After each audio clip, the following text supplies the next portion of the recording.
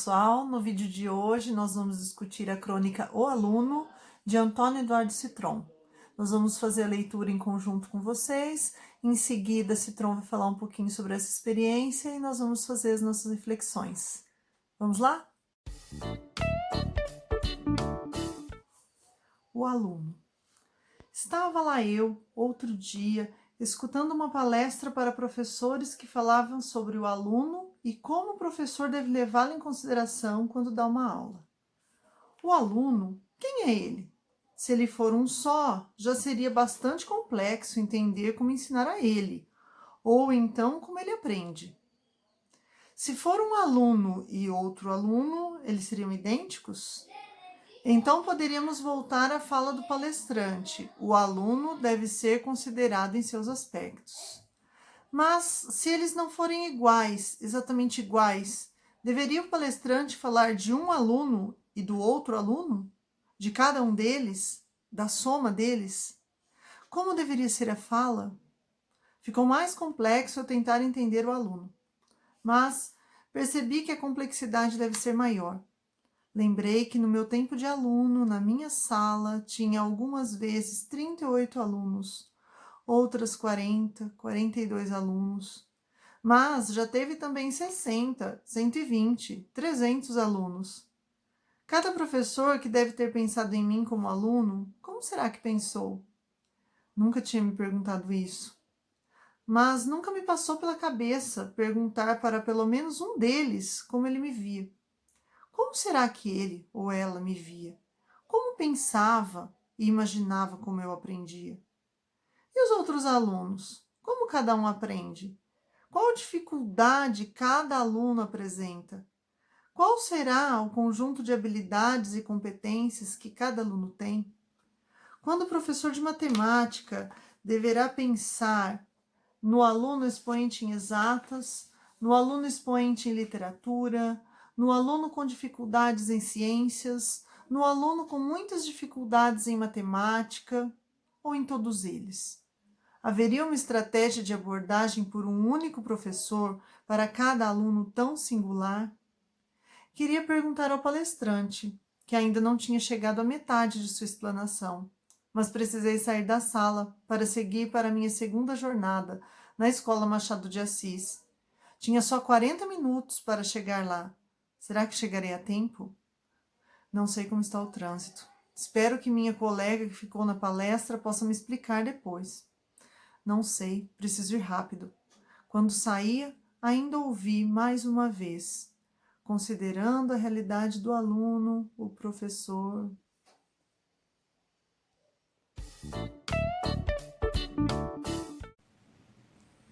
Olá, meu nome é Antônio Eduardo Citron, minha formação inicial é em Engenharia Elétrica e desde 2019 eu venho cursando a formação pedagógica no Instituto Federal de São Paulo, no campus Itapetininga, o IFSP, né? Nesse curso, o professor Ivan nos propôs para todos os alunos a elaboração de uma crônica dentro do contexto escolar, né? O tema seria dentro do contexto escolar, para a composição de um livro de crônicas da turma. O gênero crônica trata de temas do cotidiano, né? Para mim, foi um desafio escolher e iniciar essa escrita. O professor toda semana me perguntava, né, como estava o andamento da escrita da crônica, né? Para mim surgiam algumas ideias. E aí eu começava a escrever, mas depois achava que a ideia não era tão boa assim, né? Não era tão interessante. Aí tantas ideias e nenhuma ia seguir para frente. Em outras disciplinas do curso, né, desse curso de formação pedagógica aqui do IFSP, por exemplo, as disciplinas de filosofia da educação, tópicos, né, seminários sobre tópicos da educação, dentre outras, né, sempre aparecia um personagem, né, sempre aparecia assim o aluno, né. E esse aluno, né, no processo ensino-aprendizagem, era algo muito importante, né, porque toda hora se mencionava o aluno. Dentro disso, um dia isso me incomodou, né, o aluno. Quem seria esse aluno, né? Tantos alunos, né, Como é que a gente poderia definir o aluno? Eu mesmo pensei na minha origem, né? Que aluno que eu fui, né? E pensei também nos meus professores, como eles deveriam me ver, né? Eu sei como eu via cada professor, mas como será que eles me viam, né? Então eu, de repente, era interessado, era curioso, né? Era também desinteressado, às vezes reflexivo, às vezes contestador, né? De várias formas. E pensei, né? Nesse momento atual, eu pensei, como será que meus professores me viram, né? Tantos professores, como será que eles viram, né? E como que o professor lida com tantos alunos em tantas classes, né? Em tantos anos que ele vai lidando, né? Dando aula. Aí eu pensei, esse poderia ser o tema, né? O tema da minha crônica, né? Então, em cima disso, eu pensei num professor, né? Que estava tendo essa reflexão, lendo os textos e escutando uma palestra, né? Sobre o aluno, ele começou a refletir, então, dessa questão, né? O aluno, né? Então, ele pensou, né? Desses alunos, né, que ele teve, quantas habilidades, quantas competências, quantos desafios, né, quantas questões. E foi assim que eu comecei o meu texto e eu escrevi dessa forma, né? Tantos alunos, que alunos seriam esses? Aí eu fui escrevendo a crônica, né? Cada vez que eu revisitava essa crônica, eu fazia algumas alterações, ajustes, sempre achando que estava melhorando o texto, né? Até o dia em que eu tive que fazer a entrega do texto, né? Desse texto da crônica. E a partir daí, né, o texto deixa de ser seu, né, embora seja da sua autoria, mas aí ele passa a ser compartilhado por outras pessoas que até o momento não tinham compartilhado, né, além do professor. Então aí ele já passa a ser, como diz, do mundo, né, vai para o seu caminho. E a partir daí você pode receber críticas, elogios, vários tipos de considerações, mas, vamos dizer, o texto já está colocado lá, né. Esse foi o processo que eu utilizei, né. Aí depois de encontrar esse texto, não foi tão difícil escrever. O professor Ivan, né, produziu um livro, né, de crônicas, com essas crônicas de 26 alunos da turma, né? O livro é esse, né? Crônicas da Escola, Fragmentos do Cotidiano, né? Esse é o livro, com 26 crônicas dos alunos do curso de formação pedagógica, do IFSP, aqui de Itapetininga.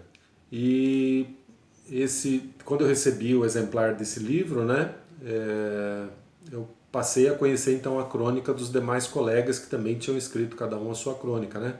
Foram textos muito interessantes, né? Muitos contando a história que as pessoas já tinham vivido em algum momento, em algum contexto escolar, né? Que tinham passado ou tinham observado, né?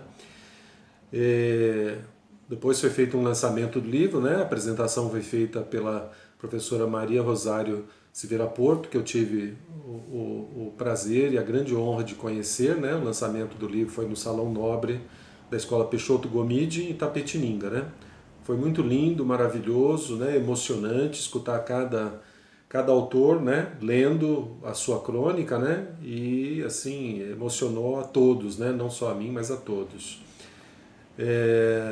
Então, assim, né, muita sensibilidade, muito emocionante. Eu, em todo esse processo, né, eu só tenho a agradecer a todos os meus colegas, professores, né, e a oportunidade de estar, né, tendo escrito pela primeira vez uma crônica e algo que foi publicado, né. Então, a todos, né, muito obrigado e é um prazer estar prestando esse depoimento aqui. Olá, tudo bem? A crônica dessa semana do nosso colega Antônio Citron, ela é muito importante para a gente da área da educação, né? A começar pelo título, o aluno, e tudo que ele discorre dentro, né? As inquietações, né? do ponto de vista da aprendizagem, né? E de como é que você, de certa forma, coordena tudo isso quando você tem mais de um, né? E inevitavelmente, como professor, nós sempre teremos mais de um aluno, né, com as suas particularidades. Então, quando a gente lê essa crônica, a gente já se direciona para essa inquietação, né, que todos nós devemos ter constantemente quando a gente trabalha com a educação, quem são nossos alunos, como aprendem, o que lhes interessa. Né? Afinal de contas, o ponto central, né? Aquilo que a gente tem que considerar como mais importante nos processos educativos sempre é quem aprende, não esquecendo, né, de que aquele que ensina também é alguém que sempre aprende. Então isso vai tornando todo o processo de ensino e aprendizagem é muito complexo, né, que requer que a gente constantemente olhe para esse processo, né, e tente entendê-lo, né, as partes, o todo, e as dificuldades, os desafios e também os bons resultados, né? Que é quando a gente, de certa forma, consegue fazer com que os alunos eles aprendam, né? Principalmente quando eles aprendem aquilo que lhes é interessante. Bom, nós vemos que, para começo de conversa, o Citron ele termina a apresentação dele com uma reticências, né? Ouvindo ainda ao longe o palestrante falando sobre a realidade do aluno e do professor. E aí a gente tem dois protagonistas aí dessa história que o Citron traz, que é a figura do aluno e a figura do professor. E aí a gente pode se colocar tanto no lugar de um como no lugar de outro, não é mesmo? O aluno, quando a gente se coloca no lugar do aluno, a gente se vê como um sujeito que está em processo de aprendizagem e que pode aprender de diversas formas. Por termos convivido tanto tempo como aluno, agora como professores, nós podemos pensar nos nossos alunos de uma maneira diferente, se a gente se põe a pensar, a refletir sobre o processo de ensino-aprendizagem. Não há uma única forma de aprender, assim como também não há uma única forma de ensinar um determinado conteúdo. Nós fazemos escolhas, nós utilizamos abordagens específicas que se adequam em determinados momentos, em determinadas situações a uma turma, mas podem não ser os recursos e as estratégias ideais para serem utilizados com outra turma. Até mesmo quando a gente diz turma, parece que nós estamos falando de um ente único, né? Quando na verdade é uma turma composta por cada aluno, que aprende de uma determinada forma, que tem determinadas habilidades, que tem dificuldades específicas e diferentes entre si. E isso é um desafio para o professor. Eu acho que é um desafio porque ele nos coloca a pensar em cada aluno de uma maneira muito específica.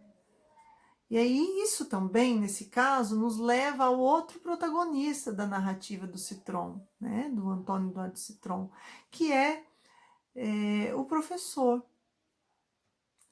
O professor também, ao se deparar com esse desafio, ele tem também um desafio que é o da sua própria condição de trabalho. No relato, nós vemos um professor que dá aula em lugares diferentes, distantes entre si, e nós sabemos que essa é a realidade de muitos professores no Brasil. Somada ao desafio de identificar, de conhecer individualmente cada aluno, a sua necessidade de adaptar o ensino a esse aluno, ao desafio de conviver com uma condição de trabalho muitas vezes adversa à própria prática educativa, com uma condição de trabalho que coloca o professor diariamente inúmeras turmas, inúmeros alunos, né, centenas de alunos muitas vezes. Então, torna-se um desafio constante para o professor, né? Sobreviver muitas vezes às condições adversas de trabalho e também pensar na necessidade de cada aluno. Nunca isso deve ser desconsiderado. O professor nunca deve abrir mão de pensar no aluno de uma maneira específica. Para mim, o texto do Citron desperta essa reflexão. E é como se viesse nos dar aquela cutucada, sabe? De, olha, nunca se esqueça de que cada aluno é diferente, é singular. Tem o direito de aprender e tem o direito de ter a sua condição de aprendizagem respeitada e assumida pelo professor. E isso é fundamental, independente do conteúdo, independente da área, independente do nível de ensino, se é básico, se é superior, da etapa do ensino. Isso deve ser um princípio elementar para a prática de cada professor. É pensar na especificidade do aluno e entender que determinado conteúdo, muitas vezes, não se adequa a uma abordagem para ser aplicada naquela sala. Ele precisa buscar outra forma de trabalhar aquele conteúdo. Para que isso aconteça, é necessário que o professor tenha uma postura de reflexão sobre todo o trabalho que ele faz.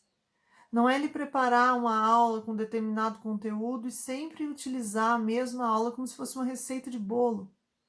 Isso não dá certo. Não dá certo quando a gente pensa em uma aprendizagem que faça sentido na vida do aluno, que realmente leve o aluno a se desenvolver, que considere as potencialidades e as necessidades do aluno. Então, essa postura de reflexão é essencial para que o professor possa continuar aprimorando a sua prática. Olá, boa tarde. Hoje nós temos a crônica do Antônio Eduardo Citron, o aluno. E é interessante notar que o Citron, ele apresenta uma crônica cheia de provocações filosóficas, né? Ele traz uma pergunta central que se direciona ao aluno. Quem é esse aluno? Como é que um professor sabe, percebe, observa o seu aluno ou os seus alunos?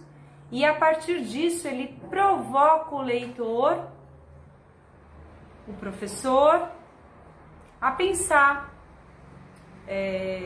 nessas questões que estão postas no cotidiano, né, da profissão docente. A partir disso, eu selecionei para a gente um texto, um artigo, que está dentro desse livro Didática em Embates Contemporâneos, que tem duas organizadoras, a professora Maria Amélia Santoro Franco e a professora Selma Garrido Pimenta. E o artigo que eu escolhi é um que me agrada muito, que se chama Ampliar o Diálogo de Saberes para a Docência, da Terezinha Zeredo Rios. Nesse artigo, nós vamos encontrar duas questões centrais que se desenvolvem e se ampliam em outras três questões. Então, ela traz a filosofia e a educação, tenta conceituar a filosofia e a educação e mostrar como é que as duas dialogam, né? E logo após ela traz filosofia da educação, didática e pedagogia. E por que esse artigo para pensar essa crônica do Citron que traz muitas provocações filosóficas? Para a gente pensar mesmo que a pedagogia ou a educação, o fazer do educador, a prática educativa, deve estar associada à filosofia. É quase como se não houvesse educação verdadeiramente preocupada com a formação do ser humano sem a filosofia. Por quê? Por exemplo, a professora Terezinha Rios vai trazer aqui no artigo uma conceituação de filosofia. Cito a autora. Uma busca constante de um saber ampliado e aprofundado. A atitude filosófica problematiza a realidade, leva indagações ao mundo, instala dúvida e procura, nas respostas que encontra, sementes de novas perguntas, num movimento permanente. Ela realiza um esforço de compreensão, de busca de sentido da vida e dos empreendimentos humanos. Em sua etimologia, da junção de filia, amizade, sofia, sabedoria, guarda já uma referência à articulação necessária entre uma dimensão afetiva e uma dimensão intelectual na busca daquele sentido. Saber que não se sabe e, portanto, lançar-se na aventura de procurar saber, enfrentando os riscos que tal aventura implica, eis o que é próprio do gesto filosófico, que está sempre marcado pelo contexto em que acontece e tem, portanto, um caráter histórico e político. E aí ela vai desenvolvendo, né, esse conceito de filosofia, trazendo vários pensadores intelectuais para problematizarem essa questão, tanto no que diz respeito à filosofia, quanto no que diz respeito à educação e posteriormente à didática e à pedagogia. E eu os convido, aqueles que tiverem vontade de se aprofundarem no tema, que acompanhem no programa que está disponibilizado no Moodle, Eficiência Itapê, que se inscrevam e participem, porque em breve esse texto vai estar disponível lá para um aprofundamento nessas questões. Hoje a gente só vai sentir um gostinho disso. Mas só para vocês compreenderem um pouco do que essa autora traz, quando ela cita um filósofo, Dal Bosco, para tentar compreender essa relação da pedagogia e da filosofia, nós temos um trecho bastante interessante, que eu vou citar para vocês. Então, a professora Terezinha Azeredo Rios diz o seguinte, cito a autora: uma interessante metáfora apresentada por Dal Bosco joga a luz sobre a relação entre filosofia e pedagogia. Diz ele: para nos mantermos no âmbito de uma metáfora geográfica, reportemo-nos ao seu emprego dado por Kant na Crítica da Razão Pura e façamos uma analogia com o pensar a relação entre pedagogia e filosofia. Kant comparou o entendimento com uma ilha banhada por um extenso oceano denominada razão. No nosso caso, comparemos a pedagogia com a ilha e a filosofia com o oceano. A pedagogia, para manter-se na terra firme da experiência, pode querer evitar a nebulosidade e o ofuscamento gerado pela extensão do oceano. Mas, ao fazer isso, ela paga o preço de ter que se limitar aos domínios da ilha, não podendo experimentar a sensação provocada ao navegar pelo oceano, e sem jamais poder descobrir o que está do outro lado do além-mar. Esta metáfora esclarece, talvez mais do que qualquer outra, o que significa a restrição da pedagogia aos domínios da empiria positivista e sua recusa ao caráter reflexivo do saber filosófico. Então, olha que interessante. A pedagogia, se ficar restrita somente a ela, é como se fosse a ilha. E a filosofia é tudo que está além. Então, para ampliar esse olhar da própria pedagogia, é necessário que se abarque tudo que está além da pedagogia, que é a filosofia. Então, muito interessante essa relação trazida aqui quando a professora Terezinha Rios cita o Dal Bosco, tá? Para quem quiser se aprofundar, então, já deixei para vocês aí o convite e agradeço muito a participação de todos, espero que vocês estejam gostando. Um beijo, até mais. Bom, com esse vídeo nós encerramos as discussões sobre o livro Crônicas da Escola e lançamos um desafio para vocês. Qual conteúdo vocês gostariam que nós discutíssemos aqui no canal? Deixa aí embaixo nos comentários. Quem sabe o conteúdo indicado por você não pode ser o tema do nosso próximo vídeo. Um abraço e até a próxima!